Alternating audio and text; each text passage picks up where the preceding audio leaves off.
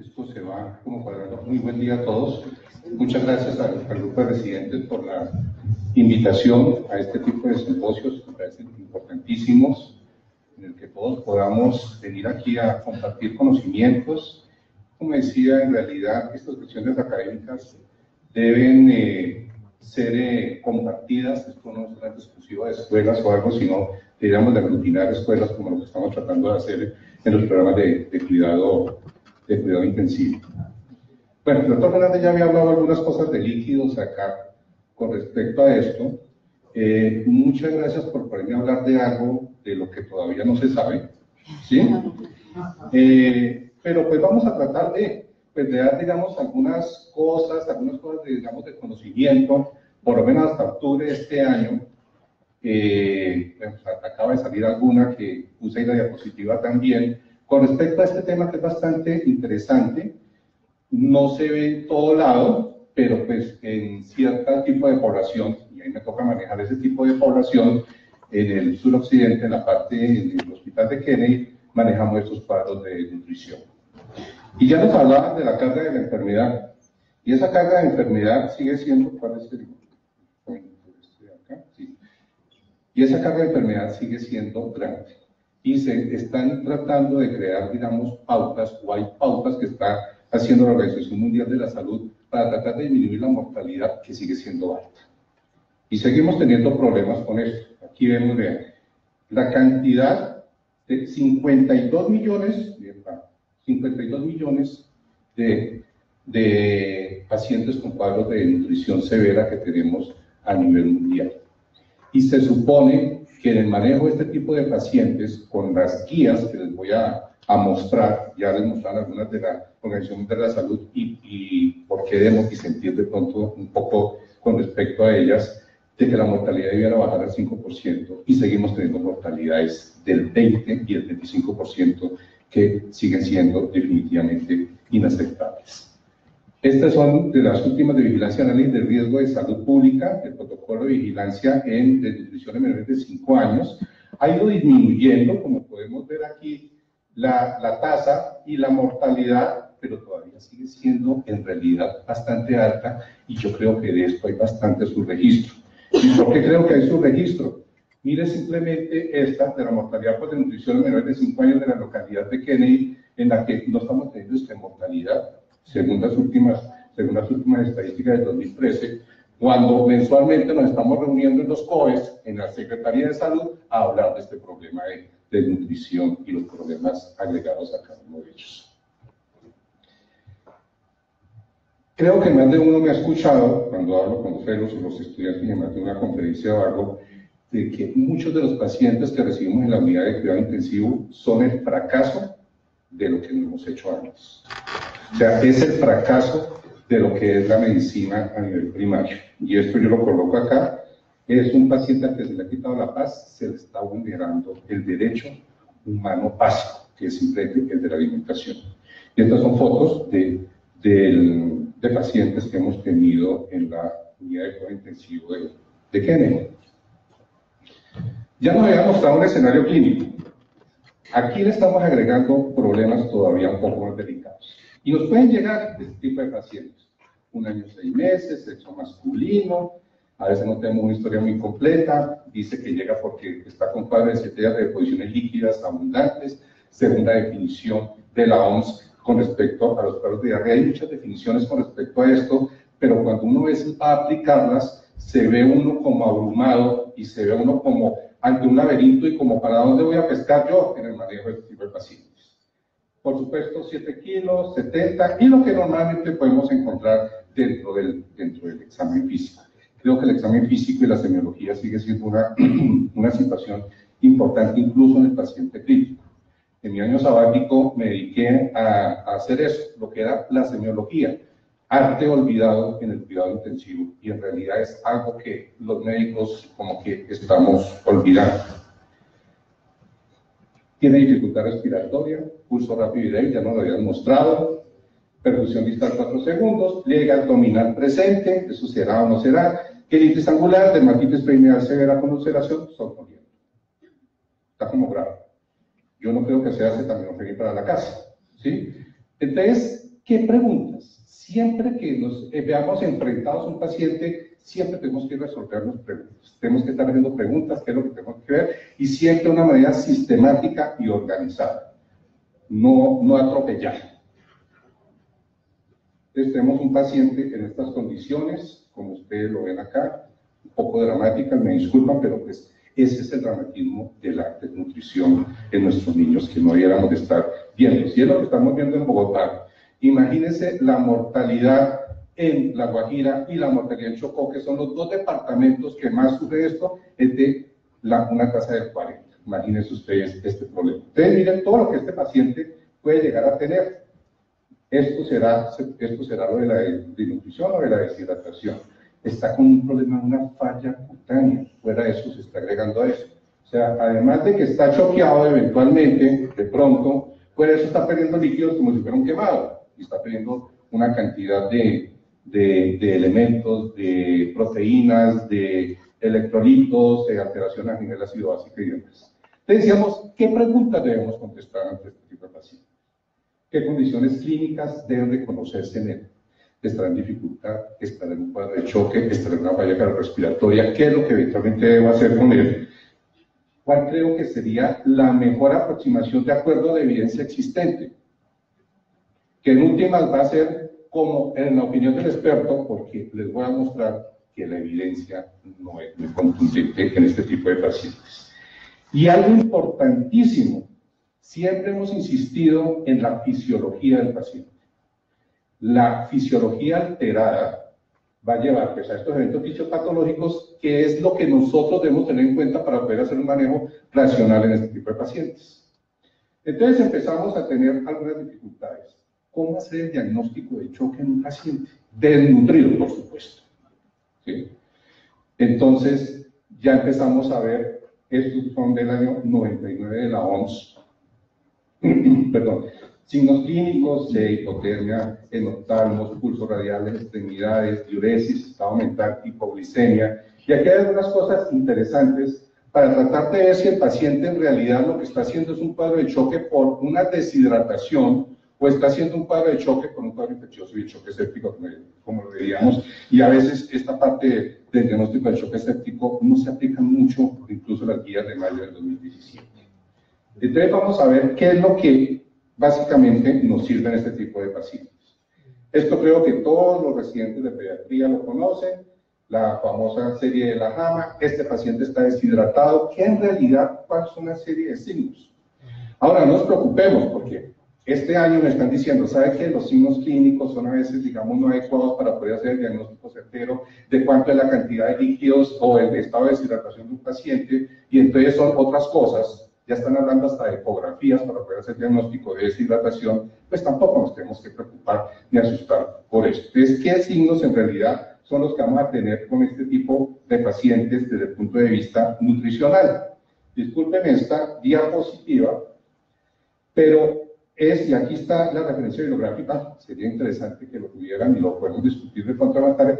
Esto fue un estudio, ¿sí?, que se hizo. Creo que fueron casi 600 pacientes con respecto de qué tipo de signos clínicos asociados al cuadro de nutrición están asociados a mortalidad. Y dentro de ellos, pues, básicamente estaban los cuadros de choque y se le da sobre todo énfasis a la perfusión distal, dada la dificultad que hay para poder examinar a veces los cuadros de pulso en estos pacientes, medirle la tensión, imposible generalmente por el mismo tipo de patología, la alteración del estado de conciencia son los signos que nos dejan pensar, y sobre todo el hecho de que el paciente haya estado con un cuadro de diarrea o no. Todo paciente desnutrido que tiene historia de diarrea, asuman que está deshidratado. Eso es lo que ustedes tienen que tener en cuenta, así no tengan el resto de signos como veremos ahora. ¿Para qué sirvió ese estudio? Para tratar de determinar cuáles son los pacientes que tenían mayor riesgo de morir y cuáles debemos ser un poco más, hacer las cosas de manera más rápida, o de pronto algunos simplemente los cuadros de observación. Aquí tenemos los pacientes con cuadros de alto riesgo, decíamos depresión del estado de conciencia, evidencia de choque, hipoglicemia, y ya vamos a ver por qué el tipo de reanimación que se hace en estos pacientes, el riesgo moderado y el riesgo bajo. Los pacientes que tenían este tipo de elementos dentro de su examen físico tenían un 34% mayor probabilidad de morir, esto es el 23% y esto es el 7%. Entonces vamos como uniendo algunas cosas para ver cómo hacer el diagnóstico de deshidratación y cuadros de choque, para ver qué tipo de manejo debo hacer a este tipo de pacientes. Derivado del mismo estudio, aquí tenemos los valores de los signos de deshidratación y llenado capilar en 905 niños y el cuadro de mortalidad. Entonces, pacientes que, desnutridos severos, que estaban con cuadro de diarrea y tenían un problema del llenado capilar, la probabilidad de morir era entre el 38 y el 45%. Digamos, viendo cuáles son los signos que eventualmente nos sirven para tratar de hacer el diagnóstico en este tipo de pacientes. Ahora, para tratar de simplificarnos o complicarnos más la vida, es, oiga, ¿será que esos signos de desnutrición están alterando el cuadro de que pueda yo o no hacer el diagnóstico de deshidratación? Como vemos en este estudio, es lo que vemos, y qué es lo que realmente más cambia menos, lo que es la circunferencia a nivel del brazo.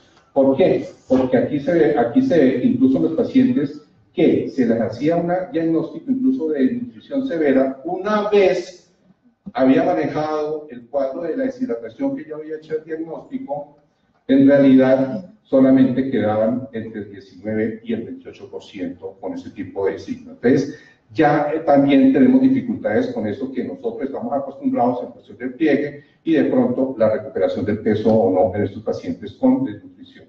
Entonces, aquí tenemos. Entonces, la deshidratación en estos pacientes tiende a ser sobrediagnosticada.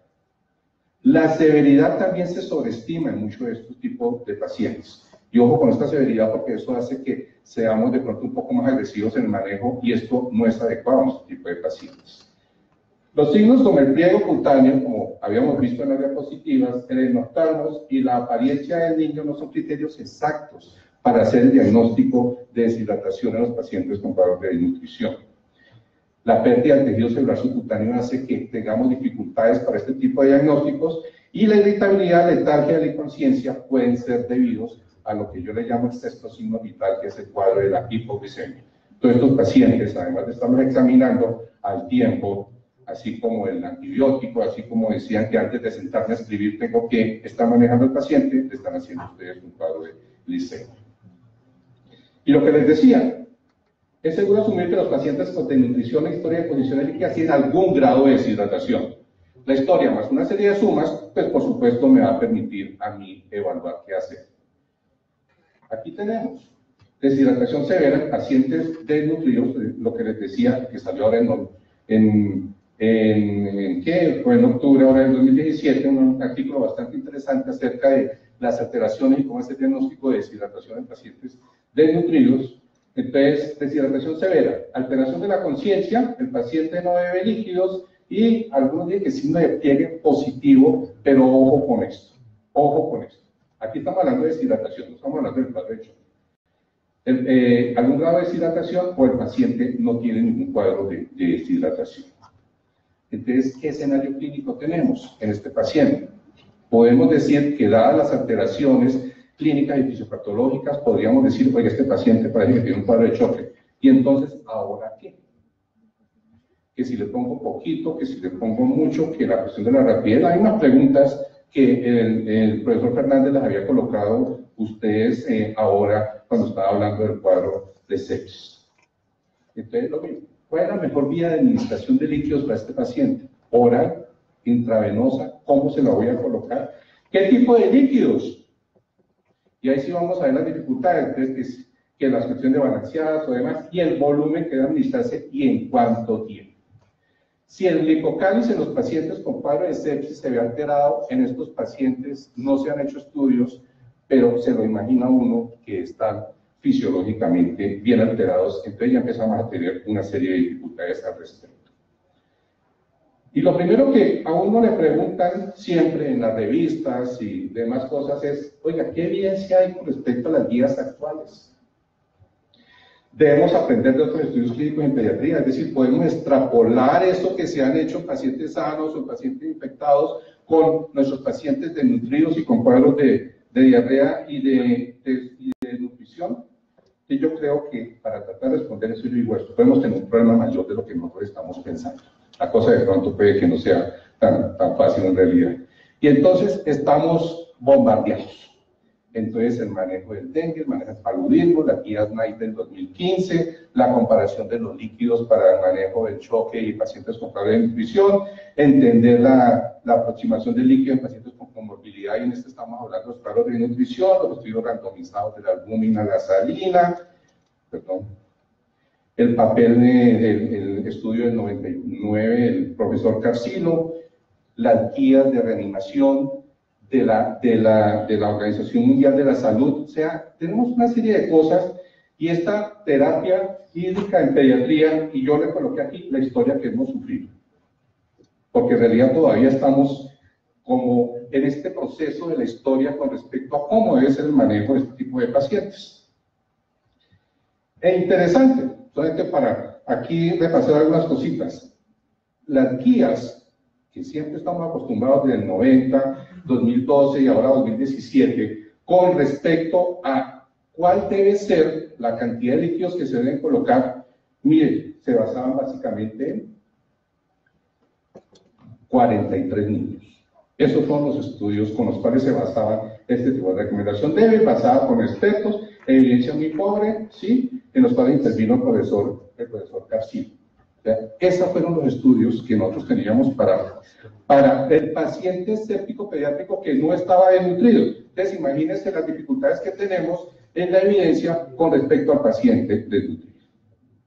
Después pues vino el famoso estudio de 2011 de la profesora Maiclán acerca de la mortalidad después de los bolos de líquidos en población que tenía bajos recursos para el manejo. Pero ¿qué problema tenemos ahí? Dijimos, bueno, de pronto aquí ya estamos empezando a tener soluciones o algo y respuestas a nuestras preguntas, pero excluye gastroenteritis y desnutrición. Entonces, tampoco de pronto puede ser la solución. Y aquí tenemos me acuerdo, esta charla yo la había presentado en la Javeriana, la cambié totalmente por toda la evidencia y las cosas nuevas con respecto a eso, que yo les decía, mayo, esa la presenté y esto me llegó una semana antes de la charla y dije, aquí está la solución al problema. Tampoco.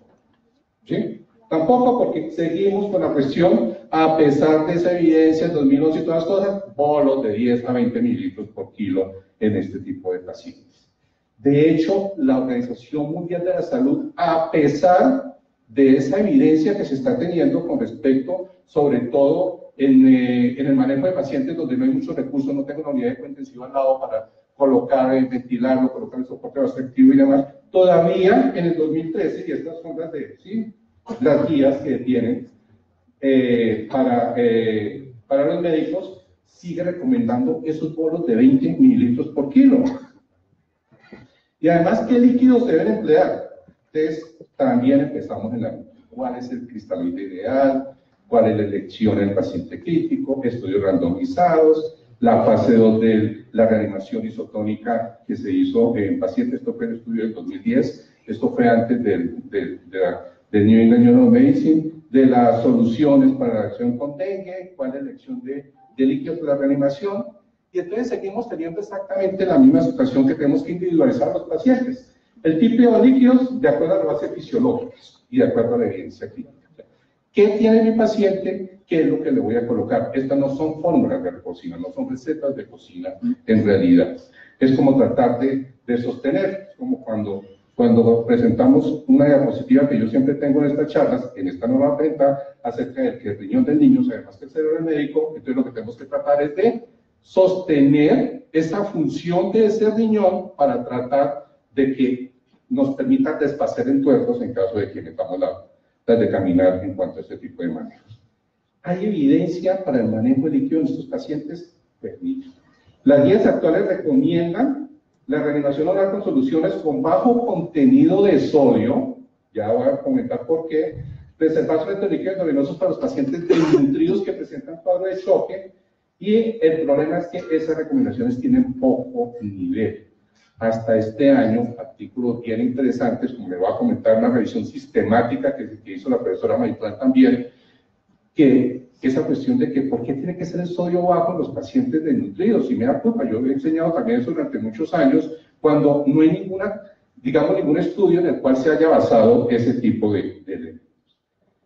¿Qué tenemos? Aquí están las guías del 2013, actualizadas a enero 10 del 2017, y sigue diciendo exactamente lo mismo, y estas son las del Ministerio de Protección. Marzo del 2017 participó el grupo de lactantes de la Universidad Nacional, en el que también se aúna a la de la Organización Mundial de la Salud. Te voy a preguntar qué en realidad eso sirve o no sirve. Entonces vamos a ver, fase inicial y de mantenimiento. Entonces aquí empieza lo interesante. Colocarle líquidos intravenosos a un paciente, solamente en cuadro de choque vivo, lactato de origen más destroza o una solución de Darrow más 5 destroza. Entonces, si uno ve esto con ojo crítico, dice, oye, esto como que no tiene en realidad mayor sentido, y sobre todo la utilización de sales de rehidratación también con muy baja cantidad de sodio, alta cantidad de potasio para el manejo de estos pacientes por vía oral. El Resoman, que lo tienen, pero que aquí en Colombia no es muy fácil de conseguir en realidad. Quiero aquí la composición, mire, puede ser o lactato o solución de Darrow a la mitad. Mira, la solución de Darrow normal tiene 121.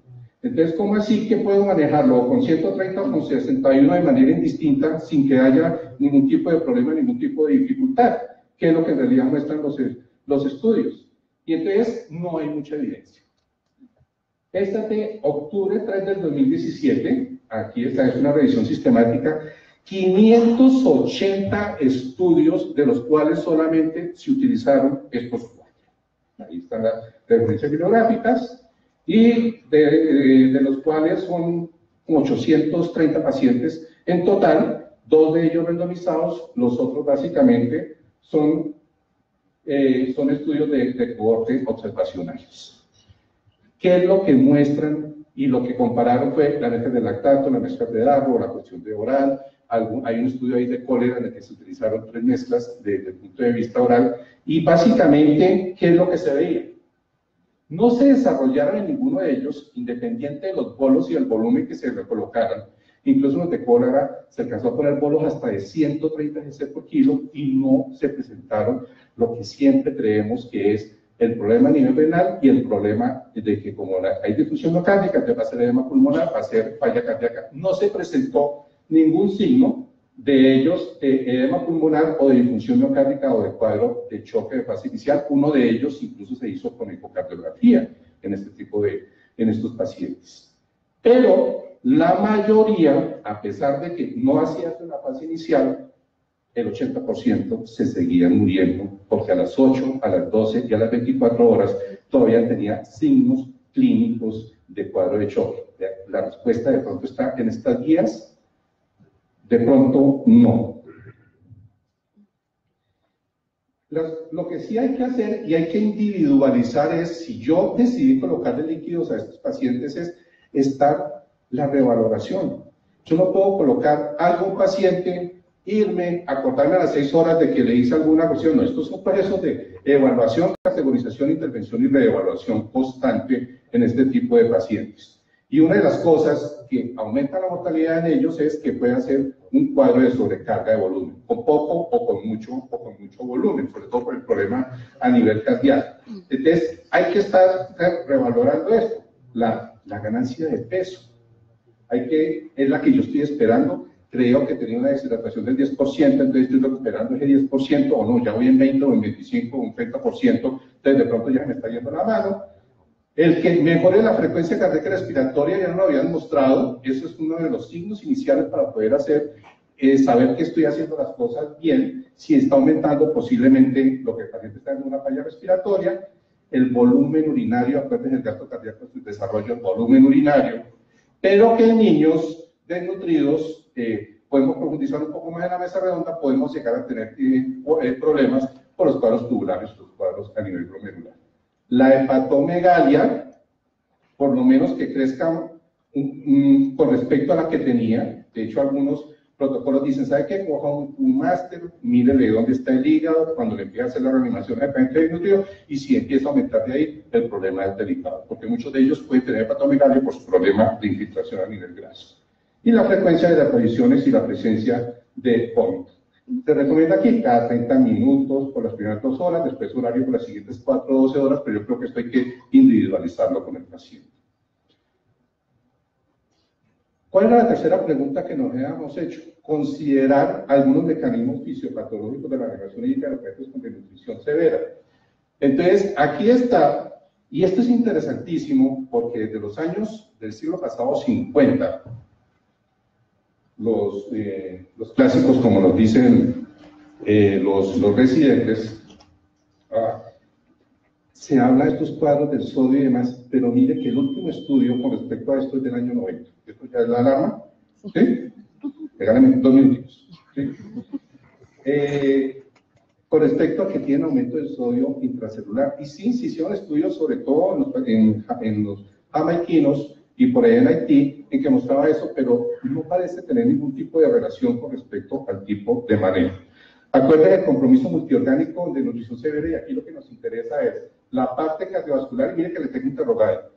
Función cardíaca alterada, en realidad eso será cierto, ¿no? Pero sobre todo el problema a nivel glomerular y a nivel tubular. La idea es acomodar las piezas de las alteraciones fisiológicas con el diagnóstico y el tratamiento, como siempre en este tipo de pacientes. Acordarnos que estos pacientes tienen problemas en la concentración urinaria, tienen un cuadro de disfunción corticomedular, ahí se comporta como una diabetes insípida nefrogénica. ¿Y será esto cierto? Miren que los primeros estudios fueron del 62. Miren, todo esto es con respecto a si tiene algún tipo de alteración. O sea, la disfunción cardíaca al frente con la nutrición, en realidad es un problema real.